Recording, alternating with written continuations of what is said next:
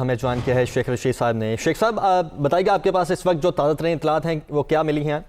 ہمارے پاس تو یہی اطلاع ہے جی کہ ایک خودکش حملہ آور تھا، اس نے پہلے فائرنگ کی اور وہاں پولیس والا ایک مارا گیا اور دوسرا زخمی کر کے وہ اندر داخل ہوا اور اس نے اپنے آپ کو بلاسٹ کر لیا۔ بعض لوگ 2 کی بات کر رہے ہیں، بعض 1 کی کر رہے ہیں۔ سو ابھی کیونکہ سارے لوگ زخمیوں کو نکال رہے ہیں، تھوڑی دیر لگے گی ساری صورتحال پہ۔ یہ ایک بہت ہی اندوناک واقعہ ہے، اس کی جتنی مذمت کی جائے کم ہے۔ یہ ملک کو ڈسٹیبل کرنے کی، جبکہ کرکٹ کی ٹیم بھی یہاں آئی ہوئی ہے، یہ ایک بہت بڑی سازش ہے اور اس کی جتنی مذمت کی جائے کم ہے۔ جی سر، یہ بھی کہیے گا کہ اس حوالے سے کوئی تھریٹ الرٹ موصول ہوا تھا؟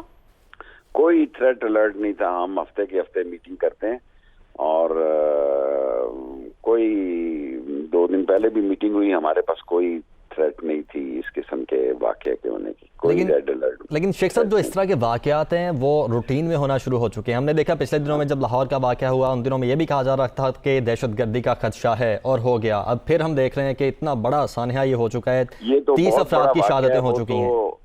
دیکھیں یہ تو ایک خودکش حملہ ہے، وہ تو ایک بیگ رکھ کے چلا گیا شخص، اس کا کوئی ہمیں الرٹ نہیں تھا اور کوئی ہمارے پاس انفارمیشن نہیں تھی اس حادثے کی پہلے سے۔ Thank you. تو انسٹرکشنز آپ لوگوں نے جاری کر دی ہیں ہاسپٹل کو؟ جی کیا فرمایا آپ نے؟ ہاسپٹل انتظامیہ کو انسٹرکشنز جاری کی ہیں؟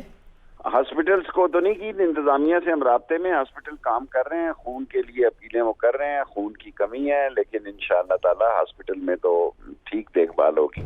اتنا بڑا واقعہ ہوا ہے تو سارا پشاور شہر جو ہے ان کے ساتھ ہے اور اس حملے کی مذمت کرتا ہے، سارا ملک ان کے ساتھ ہے۔ جی سر، یہ بھی کہیے گا کہ ایک طرف ملک میں انٹرنیشنل کرکٹ بحال ہو رہی ہے، رابطہ ہمارا منقطع ہوا ہے اور وفاقی وزیر داخلہ شیخ رشید ہمارے ساتھ موجود تھے اور ان کی جانب سے کہا گیا کہ کوئی تھریٹ الرٹ اس حوالے سے موصول نہیں ہوا تھا۔